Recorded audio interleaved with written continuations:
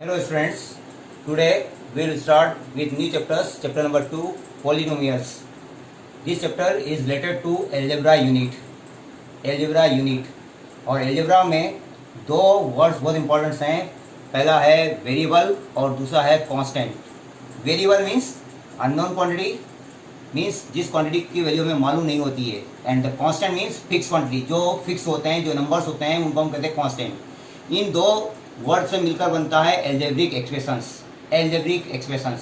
फिर रिपीट कर रहा हूँ, हमारे पास दो वर्ड हैं, वेरिएबल्स और कांस्टेंट. वेरिएबल मीन्स अननोन और कांस्टेंट मीन्स फिक्स क्वांटिटी या नॉन क्वांटिटी. इन दो वर्ड्स का कॉम्बिनेशन जो बनता है वो कहलाता है एल्जेब्रिक एक्सप्रेशंस. और एल्जेब्रिक एक्सप्रेशंस के कोई एग्जांपल यदि हम बात करें तो स्टेप्स होंगे 4x 4xy 2x² y², 3xyz. ये जो एग्जांपल दिख रहा हूँ सब एल्जेब्रिक एक्सप्रेशंस के एग्जांपल्स हैं. 4x 4xy 2x² + y², 3xyz + 8. इन सब में जब हम बात करें तो यहाँ पर कांस्टेंट क्वांटिटी भी आ रही है और वेरिएबल भी आ रही है. Constant means 4, constant x variable. लेकिन जब हम इनका कॉम्बिनेशन बना लेते हैं तो ये एक टर्म बन जाती है 4x, जिसमें 4 अब बच गया कोफिशिएंट ऑफ x. यहाँ पर जो 4 है कांस्टेंट तो है, लेकिन क्योंकि x के साथ आ रहा है, वेरिएबल के साथ आ रहा है, इसलिए इसको हम यहाँ पर कोफिशिएंट भी कहते हैं.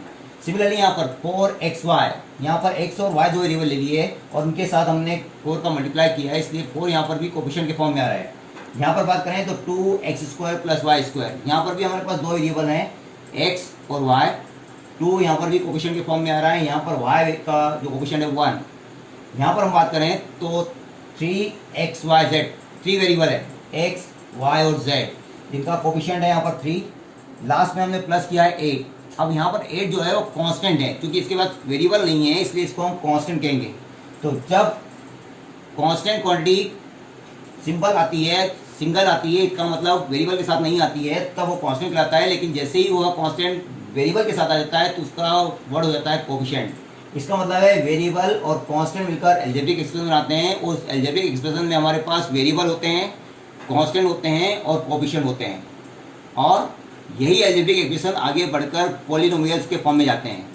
सब एल्जेब्रिक एक्सप्रेशंस पॉलिनोमियल नहीं होते, कुछ एल्जेब्रिक एक्सप्रेशन ही पॉलिनोमियल होते हैं, क्योंकि पॉलिनोमियल की कुछ डेफिनेशन होती है, कुछ कंडीशंस होती है, उसके अकॉर्डिंग पॉलिनोमियल कहलाते हैं.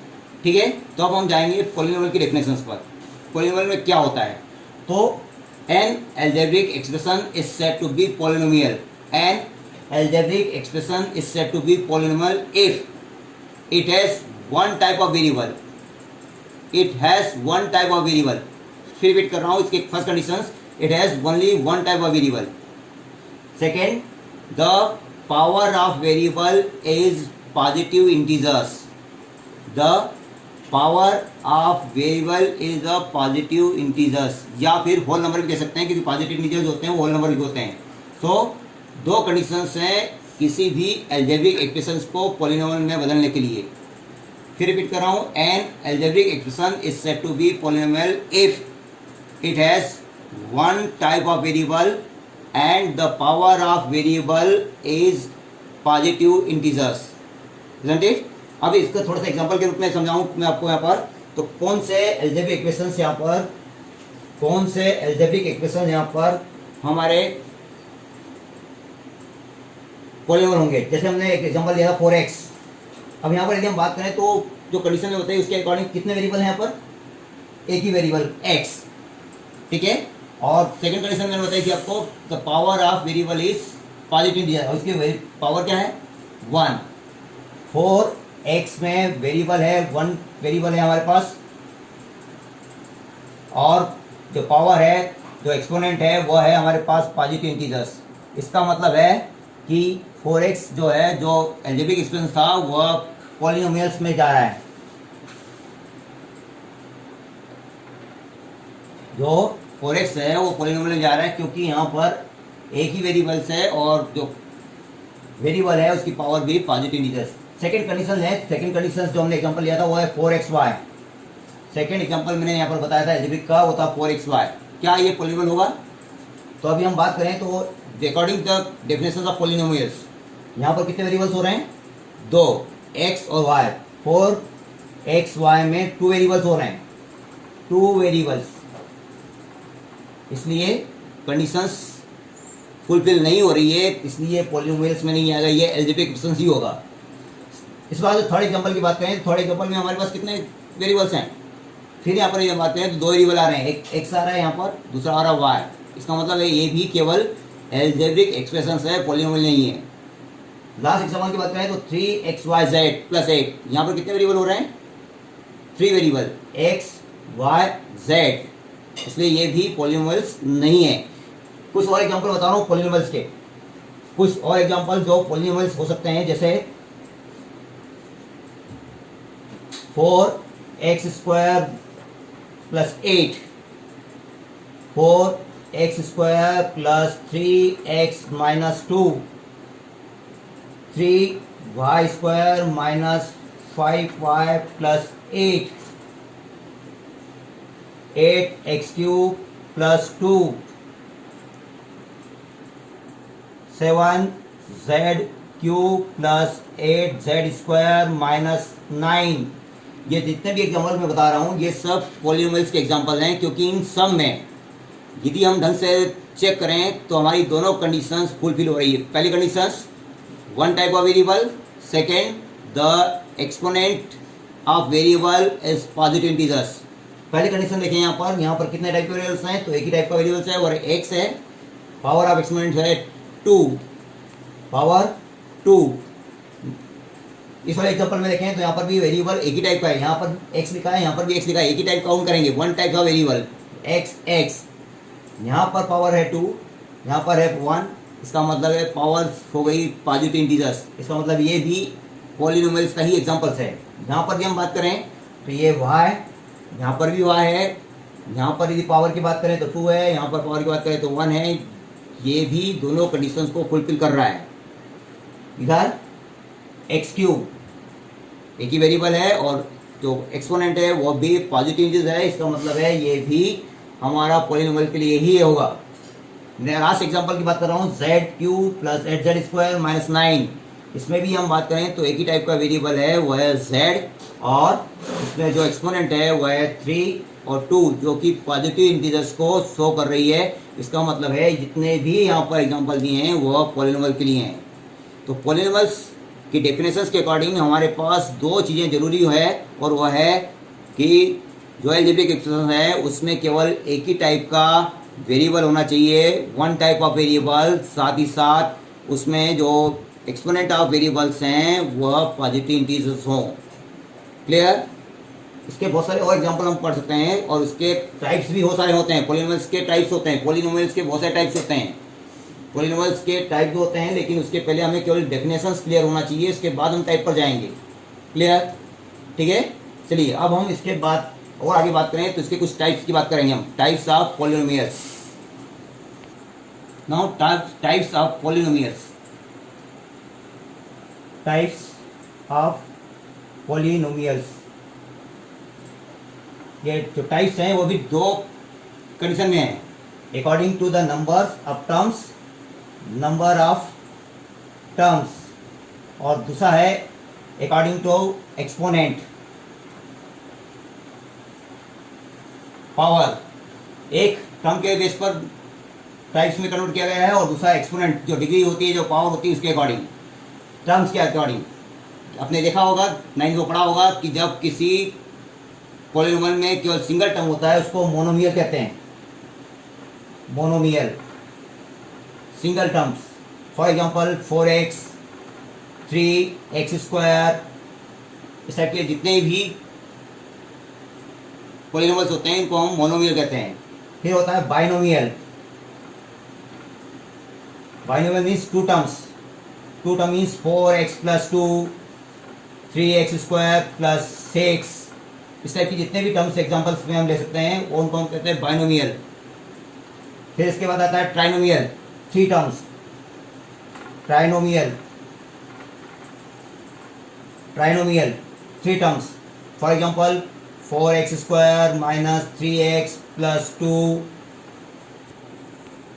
तो monomial, binomial, trinomial, 3 terms. Tetranomial, tetra means 4 terms. Tetranomial, tetranomials, 4 terms. 4 terms means 4x cube minus 3x square plus 8x minus 9. टेट्रानोमियल। इस टाइप से नंबर ऑफ टर्म्स के अकॉर्डिंग हम इसको डिसाइड कर सकते हैं, इसके टाइप्स को डिसाइड कर सकते हैं। नंबर ऑफ टर्म्स के अकॉर्डिंग पॉलिनोमियल्स होते हैं। पॉलिनोमियल्स में सिंगल टर्म है तो मोनोमियल, 2 टर्म्स है तो बाइनोमियल, 3 टर्म्स है तो ट्राइनोमियल, 4 टर्म है टेट्रानोमियल, 5 टर्म होगी तो पेंटानोमियल। इस टाइप से आगे बढ़ते जाएंगी और ये टर्म्स के बेस पर इसका क्लासिफिकेशन है। तो एक बार फिर देख लीजिए, टर्म्स के अकॉर्डिंग मोनोमियल जिसमें सिंगल टर्म होती है, कोफिशिएंट हो सकता है, वेरिएबल जरूरी है। बाइनोमियल 2 टर्म्स होना चाहिए, एक्सपोनेंट कुछ भी हो सकता है, सिंगल होगा 2 हो सकता है। ट्राइनोमियल 3 टर्म्स होना चाहिए और टेट्रानोमियल 4 टर्म्स, टेट्रानोमियल 4 टर्म्स होना चाहिए। और उसके लिए हमने लिया था 4x cube minus 3x square plus 8x minus 9। पेंटानोमियल 5 terms होना चाहिए, टर्म्स के अकॉर्डिंग हमने डिसाइड किया। अब नेक्स्ट आता है यहाँ पर अकॉर्डिंग टू द डिग्री या अकॉर्डिंग टू द पावर या according to the exponent. Exponent के बेस पर या डिग्री के बेस पर या फिर पावर के बेस पर।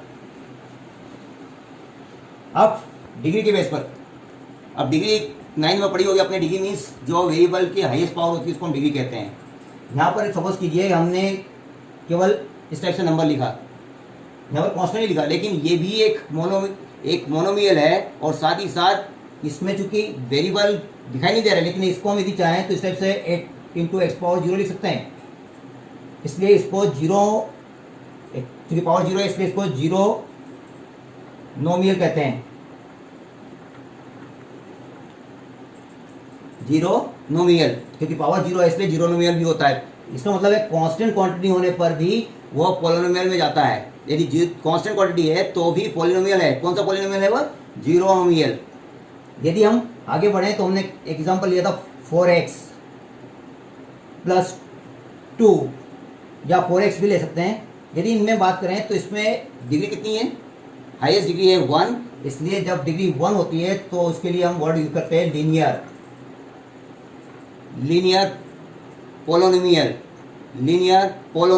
क्योंकि यहाँ पर डिग्री 1 है इसलिए। लेकिन अब यहाँ पर डिग्री के अकॉर्डिंग यदि हम बात करें तो 1 डिग्री, 0 डिग्री, अब उसके बाद 2 डिग्री। जैसे हमने कहा 4x स्क्वायर प्लस 3 या 4x square minus 3x plus 2, ऐसे बहुत सारे एग्जाम्पल्स हैं हमारे पास। यदि हम इनमें बात करें तो हाईएस्ट डिग्री है 2 और हाईएस्ट डिग्री 2 है, इसलिए इसको हम कहते हैं क्वाड्रेटिक।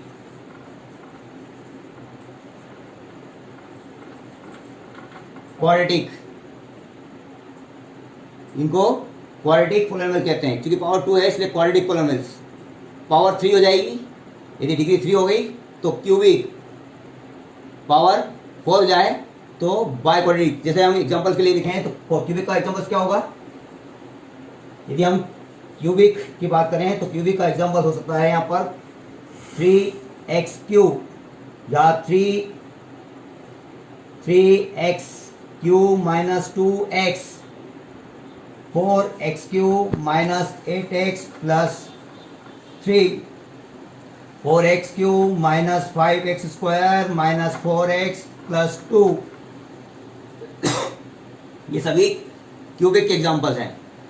यहाँ पर क्योंकि पावर जो डिग्री है वह 3 है, इसलिए इसको हम कहेंगे क्यूबिक पोलिनोमियल्स। क्लियर? अब इस बार से पावर यदि 4 हो जाए, यदि पावर 4 होती है तो इसको कहते हैं बाय क्वाड्रेटिक पोलिनोमियल्स। ठीक है? तो इस टाइप से हमारे पास टर्म और डिग्री के बेस पर हम पोलिनोमियल्स को क्लासिफाई करते हैं। ठीक है? बाद में हम आगे बढ़ेंगे तो इन दोनों का कॉम्बिनेशन करके उसका नाम बनाएंगे। जो पोलिनोमियल है वो इन दोनों के कॉम्बिनेशन से बनता है।